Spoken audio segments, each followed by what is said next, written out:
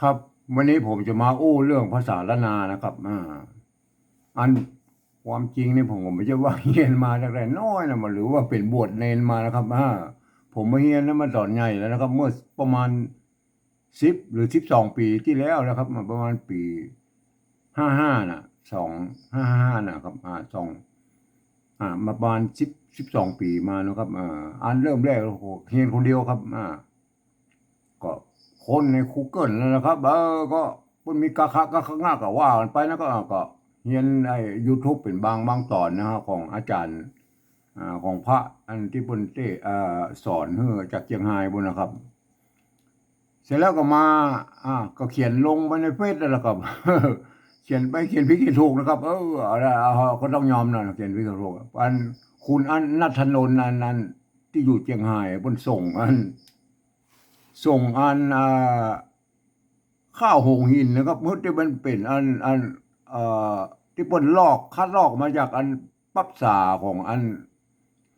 พี่น้องเปิ้นน่ะจังเจ้าเปิ้นเกาะคาลำปางเปิ้นอะไรมาเราบ่ก่อนแล้วนะเคยมาอันนี้อันโจทย์ลายมือคุณของคุณณัฐนนท์นะใครมาเนี่ยเพิ่นส่งมาเป็นปึกเลยนะครับโอ้โหเป็นปึกนะครับ100 กว่าหน้า200 กว่าหน้าเพิ่นนะใครมาอันนี้เป็นต้นฉบับของข้าวหงหินนะใครมาข้าวหงหินนี่มันถ้าเอานับอายุแล้วมันก็ประมาณ300 ปีนะครับพ่อพญาพรหมนี่เพิ่นก็200 200 200 2ปีแล้วใช่ไหมอันข้าวหงหินมันเกิดพญาพรหมนะครับมันจะเป็นฉบับลำปางหรือฉบับเจ้าสุริยวงศ์อันเชียงใหม่มันก็พอๆกันนะครับข้าวหงหินมันเกิดมาจากโบราณนะครับเห็นไหมอันนั้นนี่เป็นลายมือเพิ่นเขียนมานะครับเห็นไหมรุ่นนั้นมันมีปั๊บษาแล้วเห็นไหมจาก เฮาอู้ถึงอันนั้นนะมาอันนี้เป็นรุ่นภาษานะครับเฮามาอู้ถึงอันต้นกำเนิดของภาษาละนาก่อนนะครับอันต้นกำเนิดของภาษาละนานะมันมาจากพ่อขุนรามคำแหงนะครับพ่อขุนรามคำแหงนี่เปิ้นสมัยนั้นน่ะพ่อขุนเมงลายพ่อขุนงำเมืองพ่อขุนอันนี้นะกษัตริย์กษัตริย์เนี่ย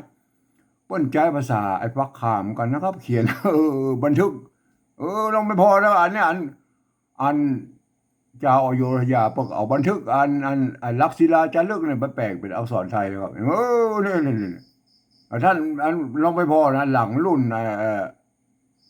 พวกขุนรามคำแหงประมาณ50 ปี100 ปีนะยังมันปรากฏไอ้บันทึกไอ้หนังสือพระคามอยู่ในที่วัดพระคงวัดพระยืนโทษทีวัดพระยืนละปูนเนี่ยให้มาเนี่ยรอท่านเอาไว้พอมีนะมีวัดพระยืนละปูนครับเพิ่นยังใจสมัยนั้นเพิ่นยังใจอยู่ตัวเสื้อผ้าเลยไหมมาเนี่ยสมัยนั้นเพิ่นใจสามกษัตริย์เพิ่นใจตัวหนังสือพระคามด้วยกันครับภาษาละนานยังมาเกิดได้นะครับยังไงนะท่านวิเคราะห์พอดีนะครับเจ้าอายุหลังจากพ่อขุนรามคำแหงอ่าศตวรรษที่19ครับเห็นไหมหลังจากสุโขทัยเริ่มหมดแรงลงไปแล้วอยุธยาเมื่อเกิดขึ้นมาป้นก็เอาตัวพระขามเนี่ยพัฒนาไปเป็นกอไก่ขอไข่ที่อโยธยาปุ่นนะครับเห็นไหมเป็นภาษาไทยนะครับเห็นไหมอาจารย์นาเฮาก็เอาตรงสื่อพระขามนะพัฒนามาเป็นอักษรบาลีนะครับพวกเราเขียนบาลีก่อนนะครับกะคะกะขะง่าเนี่ยกะคะกะขะง่าชะยะอันเนี้ยก็ว่าห้าวรรคกับนอกวรรคเนี่ยยะละว่าสหละอังเนี่ยนี่แม่ถ้า8 ตัวมันเนี่ยอันนี้มีตัวเอี้ยแล้วครับตัวเสือบนมีตัวเอี้ยแล้วกันมั้ยเป็นตัวเสือบาลีนะพวกเขียนทำบาลีครับเห็นมั้ยหลังจากนั้นนะครับหลังจากนั้นมันก็เปิ้นก็เอามาเขียนเป็นภาษาชาวบ้านครับภาษาชาวบ้านไม่รู้ที่ไหนภาษาชาวบ้านที่บนเขียนไอ้สมัยนั้นก็มีปรากฏหลักฐานอยู่ในไอ้แป๊บมันก็ตื่นปั๊บยาแล้วครับเห็นไหมเนี่ยที่เป็นน้อยๆนี่นะครับเห็นไหมปั๊บยาน้อยๆเนี่ยเราไม่พอแล้วมีที่ไหนก็ว่านะอันนั้นเป็นยุคแรกของภาษาละนาครับอ่าที่ที่เปิดเขียนไว้นะครับภาษาละนาไหนมันเนี่ยเป็นยุคแรกที่เกิดภาษาละนามาน่ะประเดี๋ยวนี่มันพุกมุกกับปะทะกันไปหมดอะครับเห็นไหม มันมุกกับปะทะมาจนอันเปลี่ยนแปลงกันไปหมดอ่ะทีนี้ผมจะมาเอ่อเปิ้นห้องว่าอันคืออันตุ้มไว้นะครับ จะตุ้มภาษาไว้เบือมันเพี้ยนไปกว่านี้นะครับเห็นไหมครับหลังจากยกอันแต่แป๊บอันนี้นะเป็นต้นนะแต่แป๊บนี่นะมันเป็นภาษาเขียนชาวบ้านนั้นยังบ่มีไม่เยาะไม่ซัดนะครับว่าคือไม่เยาะไม่ขอจ้างนะเนี่ยเห็นไหมสมัยนั้นเปิ้นจะเอาโอ้เปิ้นอ่านไปจำบริบทเหมือนก็คล้ายๆกับภาษาอังกฤษแหละครับเนี่ยอันนี้เนี่ยอันนี้สำคัญนะครับเห็นไหมถ้าท่านอ่านไอ้แต่แป๊บจะแป๊บตำหายานั่นได้นะก็ไอ้มาเนี่ยจะแป๊บหอยาน้อยๆนะถ้าท่านอ่านได้เนี่ยอันแสดงว่าท่านหูจากเก้าเงาของอันภาษาละนาแล้วเนี่ยแล้วต่อมาหลังจากนั้นมาเนี่ยอันหลังจากมาถึงประมาณถึงไอ้ข้าวหงหินเนี่ยอันนี้เนี่ยที่ปรากฏหลักฐานไว้เนี่ยอยู่ในเนี่ยเห็นไหมความจริงเปิ้นเป็นปั๊บษานะครับอันนี้มันจะเป็นฉบับคัดลอกมานะครับเห็นไหมเนี่ยมันเป็นอย่างนี้ไหม อันนี้เป็นฉบับคัดลอกคุณณัฐนนท์เปิ้นคัดลอกมานะครับเปิ้นส่งมาให้ผมเฮียนนะครับ ผมก็เฮียนมาแล้วก็ไม่ใช่ว่าอันเมินนานแล้วก็10 กว่าปีได้นะครับเออแต่อย่างว่านะอันเขาก็ลองไปพอแล้วครับไอ้ตู้พระทั้งหลายเลยนะเก้าเถ่าเธอนะยังมีปรริญญาสักปรริญญาก็ยังไม่ได้เลยให้มาบางที่กับปรริญญา3ปรริญญา9มาไปพอเน้นนะประเดี๋ยวนี้มันไปเรียนเก้าโอ้สบายมากเลยแม่เนี่ยไหมก็ท่านก็ไปคิดกับเราเองครับเอาต่อไปนะครับเฮามาอู้ถึงเนื้อหาเลยนะครับวันนี้จะอู้คำว่าแล้วนะครับเออสมัยนั้นพวกเขียนกันยังได้นะครับเนี่ยเห็นไหมเฮามากอยเลยนะสมัยนั้นพวกเขียนยังได้นั่นแล้วนะ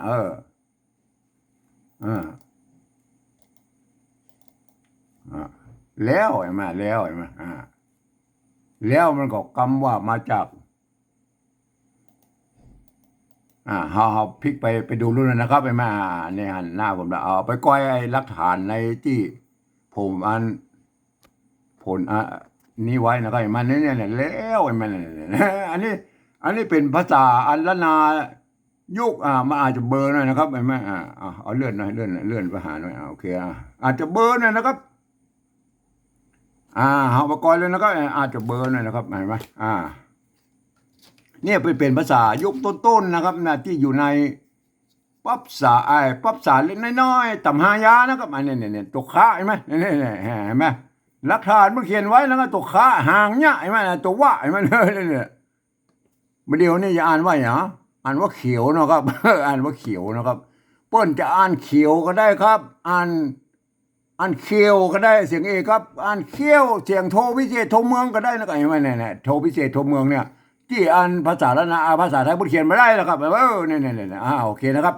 เดี๋ยวก็อุ้มกันเรื่องปริวัติแล้วเขาอันนี้ภาษาละนาก่อนยุคต้นเปิ้นอ่านได้3 เสียงนะครับเขียวอันนี้เหรออันนี้ตัวกะนะก็ไม่กี่ห่างหน้าไหมเนี่ยห่างหน้ามาเนี่ยมาอันนี้เป็นภาษายุคต้นของภาษาไทยนะครับเห็นไหมเปิ้นอ่านว่ากินก็ได้ครับอ่านว่ากินก็ได้นะครับเนี่ยอ่านว่ากินก็ได้เนี่ยได้3 เสียงนะครับเห็นไหมเนี่ยอันท่านต้องหู้ไว้นะไอ้ตัวตัวกะเนี่ยเป็นอักษรสูงนะครับจะพันด้วย3 เสียงนะเสียงเอกนะครับเราไม่ใช่เสียงเอกเสียงเอกนะครับเสียงเอกเสียงโทวิเศษจัตวานะครับเนี่ยบนใจเสียงนี้ถ้าเป็นเสียงสามัญเสียงโทปกติเสียงตรีเนี่ยบนใจตัวอักษรต่ำนะครับไอ้มาเนี่ยบนแบ่งกันอย่างนั้นโอเคนะครับเห็นไหมอันนี้มันเขียวกินแล้วก็เห็นไหม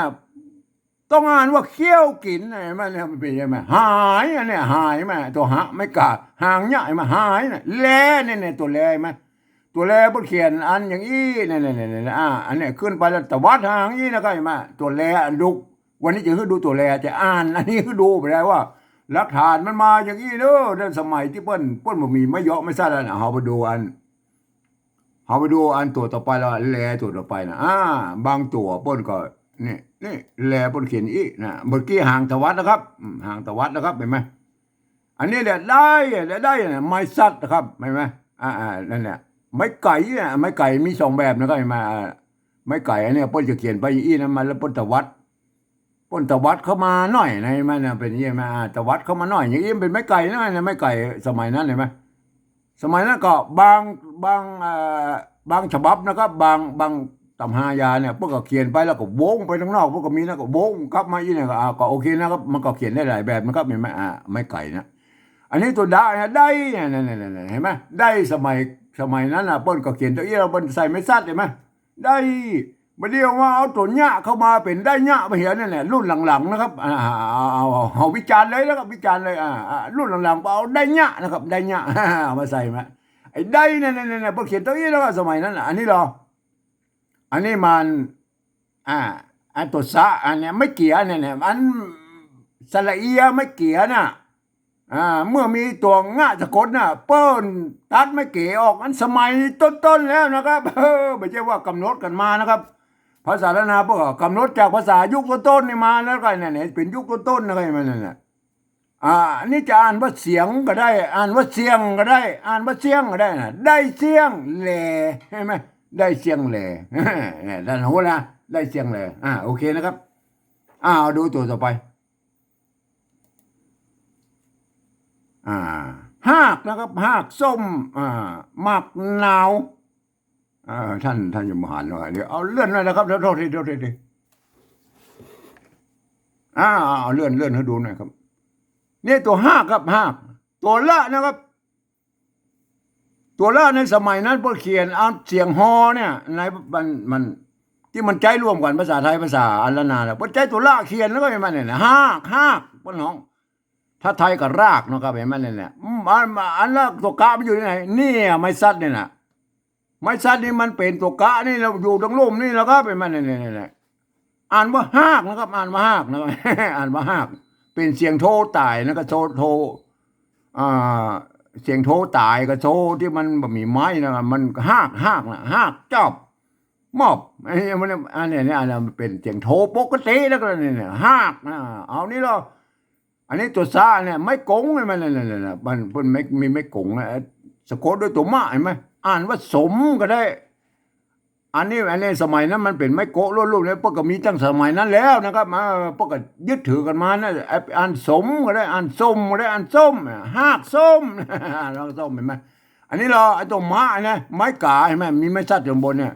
ไม้ซัดอยู่บนนี่มันเป็นไม้กักนะครับไม้กักมันแทนตัวกะอยู่ในรูปนี่อ่านว่ามากหากส้มมากอันนี้นาวนี่อ่านได้ละเห็นไหมตัวนาเห็นไหมตัวนาสมัยนั้นพวกก็สร้างมาแล้วนะไม่ใช่ว่าก็สร้างกันมาสมัยหลังนะครับยุคต้นไปสร้างไว้ให้เรียบร้อยแล้วนะก็ไอ้มันเนี่ยนาวเนี่ยหากส้มหมักนาวฝนอันนี้ฝนใช่ไหมจะอ่านฝนก็ได้ฝนก็ได้อ่านฝนก็ได้เห็นไหมมันอ่านได้3 เสียงนะครับอันกรณีอ่านว่าฝนนะนี่เนาะอันนี้ตัวจ้าไม่กาดหวังว่าใช่ไหมไม้ซัดนี่บนซัดเฉยๆแสดงว่ากรรมนี้จะอ่านเจ้าก็ได้อ่านเจ้าก็ได้อ่านเจ้าก็ได้กรณีก็หากส้มหมากนาวฝนเจ้าท่านรู้จักเจ้าก็เจ้าก็เอาไปคล้ายๆขั้วนะเจ้าสักหน่อยนะเจ้าเป็นปั๊มมันเนี่ยเห็นไหมเป็นปั๊มอันก็ว่าเป็นนั่นไม่เก๋ตัวป้าไอ้มันเป็นนั่นนี่ก็เป็นนั่นน่ะเพื่อเอาสลามมาไม่กำนะใส่ตัวมันเป็น2 ตัวไอ้มันน่ะสมัยนั้นพวกก็ไม่ได้ใส่ไม้2 น้อยครับประเดี๋ยวนี่ก็เอามาใส่ไม้2 น้อยเป็นปั๊มมันมี2 ตัวนะครับตัวป้า2 ตัวนะเห็นไหมกินตาเนี่ยตัวตาเห็นไหมตัวตาใส่เสียงสมันไม่ใช่ตกไม่กาเนี่ยตาเนี่ยเปิ้นจะบางทีพวกใช้ไม่กาวงผมมีไม่กาน้อยก็มีกินตาหายแล่เนี่ยจะคือดูนายอันนี้นายมาเฮ้ยนายเหยนะไม่ใช่นายโทษทีนายตัวหะนะครับเหยนะครับนายเหยไม่ใช่นายเหยนายเหยอันนี้แลคือดูตัวแลนะแลบนเขียนไปอีรัตวัดห่างแบบบุญดูตัวต่อไปนะว่าแลนะดูได้แลแต่อธิบายเป็นยาวเหยียดนะครับตัวต่อไปนะครับตัวต่อไป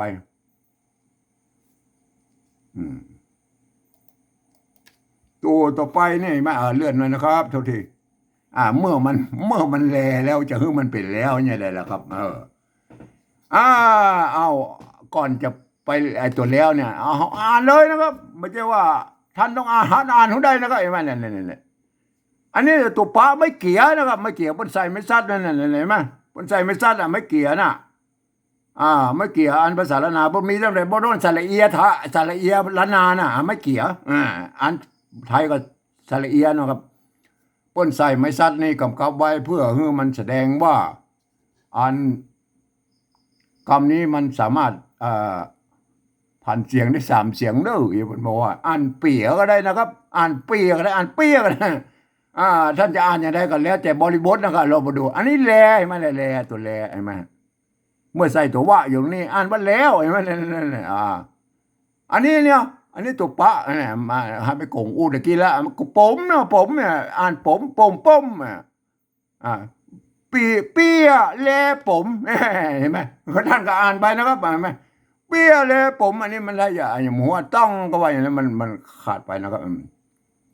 อันนี้คอใช่ไหมไม่ก่อนะครับไม่ก่อพวกก็มีกันย้อนนะมากันย้อนอยู่รูปนี่นะมาเปิ้ลก็มีไม้กังโมนควบอยู่นี่แล้วนะเห็นไหมอันนี้ไหมอันนี้ตัวหน้าไม่ก่อเมื่อมีตัวสะกดแล้วไปตัดไม้กังโมนนี่ออกนะเห็นไหมเนี่ยเห็นไหมอันนี้ปัญญาน้องอะไรนะมันไม่เป็นสระอันสระเสียงต่ำนะครับตัวหน้านะครับเห็นไหมจะอ่านน้องก็ได้อ่านน้องก็ได้อ่านน้องก็ได้มันอ่านวันคอน่องคอน่องไม่ใช่คอน้องนะคอน่องอันนี้ยังอันนี้ตัวข้างยาวไปออกเสียงคอนะเดี๋ยววันหลังเขาจะโอ้กันในเรื่องตัวข้างคำนะครับอันนี้ไม่กูอันนี้ไม่กูมันไม่กูใช่ไหมอ่านคู่ก็ได้อ่านคู่ก็ได้อ่านคู่ก็ได้อ่านว่าคอน่องคู่แล้วใช่ไหมตัวแล้วใช่ไหมตัวแลนะใครไหมป้วนมาเขียนตัวอีแล้วครับมันหรือว่ามันจะมีแต่ห่างตะวัดทำตัวนะตัวแลนะเห็นไหมเดี๋ยวก็หันกับห่างตะวัดนะเห็นไหมแล้วนะครับพอเขียนตัวอีแล้วครับอันบรรพบุรุษของท่านเมื่อ400-500 ปีบ้านป้วนเขียนเป็นหลักฐานไว้ยี่นะครับประเดี๋ยวสมัยใหม่นี่อันพจนานุกรมเป็นบางอย่างหรือเป็นบางคนนะเอาแหกกระแทกเอาอันไม่โทรเข้ามาใส่นะก็คือไม่ก่อจ้างไหนมามันก็จะทำมือเพี้ยนนะครับเปิ้นบอกหามือเพี้ยนนะครับแม่เนี่ยมันเพี้ยนกันไปเรื่อยๆนะครับก็เพี้ยนแบบมุกกบฏะนะครับบ่เฮียนจากต้นนะครับผมเฮียนจากอันเข้าหินนะครับที่เป็นภาษานะครับ หลังจากนั้นก็มาพิจารณาอันภาษาละนาฉบับเบื้องต้นของภาษาละนาเนี่ยเปิ้นเขียนกันอย่างนี้นะครับเปิ้นเขียนกันอย่างนี้นะครับท่านก็ไปศึกษากันนะครับอันนี้อย่างอันนี้มันเกี่ยวก็ได้เกี่ยวได้เกี่ยวอันนี้อันนี้ได้อันอย่างละเลข2ก็ว่าเลขอันอย่างกระบูเนี่ยเอาแค่ตำกำไอ้แม่ก็ว่าเขี้ยวกำอันอย่างก็ว่าไปนะครับโอเคเขาจะดูคำว่าแล้วเนี่ยแลกับแล้วเนี่ยเนี่ยครับไปดูนั่นเนี่ยแล้วนี่ก็แล้วเหมือนตะกี้นะครับ อันนี้ก็เหมือนแล้วเป็นแล้วห่างตัวละเนี่ยพอจะขึ้นไปซื่อๆแล้วก็ตวัดมาอีกนะครับมาอันนี้แล้วนะแล้วอันนี้อย่างตัวว่ากำสะเนี่ยกำสะเนี่ยสวัสดไม่ใช่สวัสดนะครับอันนี้มันสวัสดมันก็เหมือนกับประเดี๋ยวนี้ถวายมันเป็นคำควบครับสวัสดอันนี้เนี่ยกะถามันเนี่ยกะถาว่าไหนเพื่อนเอาถาซ้อนหน่อยแต่มันเยื้องหน่อยถาไม่กะเห็นไหมแล้วสวดกะถาโอเคนะครับท่านลองถ้าด้านอ่านภาษาที่บนมุมมีไม่เยาะไม่ซัดนี่ได้เนี่ยครับก็ท่านก็ถือว่าได้ศึกษาจากอันตำรับอันเบื้องต้นนะครับไอ้มุกกบฏะนั้นมาแล้วก็มันต้องมาเถียงกันนักนะครับมันต้องมาเถียงกันนักนะครับอันนี้อย่างตุกกะไม่กี่อ่านว่ากินก็ได้อ่านว่ากินแต่กรณีนี้อ่านว่ากินหายกินหายแลเนี่ยนะตัวละพวกคุณดูตัวละนี่มันได้นะฮะแลมันเนี่ยแลอันแลตัวนี้บนตะวัดห่างนะถ้าใส่ว่าตรงรูปนี่ก็คือแล้วครับเห็นไหมเนี่ยเอาสรุปแล้วว่ามันมีตัวอันแล้วนะครับเนี่ยจะใช้ตัวแลที่มันเป็นอันห่างมันซื่อไปตะวัดออกไปเลยก็ได้นะครับเห็นไหมลือเป็นขึ้นไปหน่อยแล้วก็ตะวัดม้วนกลมๆอย่างนี้ก็ได้นะตัวแลนะครับเรามีตัวว่าตรงรูปนี่อ่านว่าแล้วนะสมัยนี้อ่านว่าแล้วครับ เปิ้นบ่ต้องใส่เปิ้นบ่มีสมัยนั้นเปิ้นบ่มีไม้ขอจ้างครับ ไม่เหยาะไม่ขอจ้างเปิ้นยังบ่สร้างเด้อนะครับมันสร้างรุ่นหลังนะครับ รุ่นไอ้ล้านนายุคปลายๆนะครับอันนี้ยุคต้นๆเปิ้นบ่มีไม้เหยาะไม่ขอจ้างนะเปิ้นก็เขียนกันเต้าอี้นะก็มาเอาละแล้วบ่เดียวสมัยบ่เดียวนี่ไปแหกกระแตกไปแหกกระแตกเพราะ ท่านรู้จักเอาแหกกระแตกนะไปเอาอย่างมหวานพจนานุกรมบางฉบับนะเปิ้นพจนานุกรมก็คือคนคนเดียวเขียนนะครับ หรือว่ากลุ่มคนนะครับ แล้วก็มาสุ่มหัวกันเขียนแล้วก็เขียนออกมาโดยที่ว่าอันมาศึกษาก่อนว่าอันนั้นบรรพบุรุษของท่านน่ะ400-500 ปีเพิ่นเขียนไว้อย่างใดนะครับนี่ไม่เนี่ยบางผมว่านะหรือบางคนก็ได้อันเนี้ยที่มันใส่ไอ้ไม้โทเนี่ยเนี่ยมันบัดใจแล้วก็เขียนเจ้าอี้พวกก็แล้วก็ตัวแล้วสวดคาถาเนี่ยแม่นะเอาวันนี้เอากรรมมันแล้วกรรมเดียวนะครับเดี๋ยวต่อไปก็จะเอากรรมอื่นๆนะมาฟังเนี่ยนะครับ อย่างเช่นคำว่าก็กับบอเนี่ยก็กับบอเนี่ยเดี๋ยวฟังนะครับเดี๋ยวนะขอมีเวลาก่อนนะครับ จะฟังนะครับวันนี้เป็นตอนที่1นะครับจะให้มัน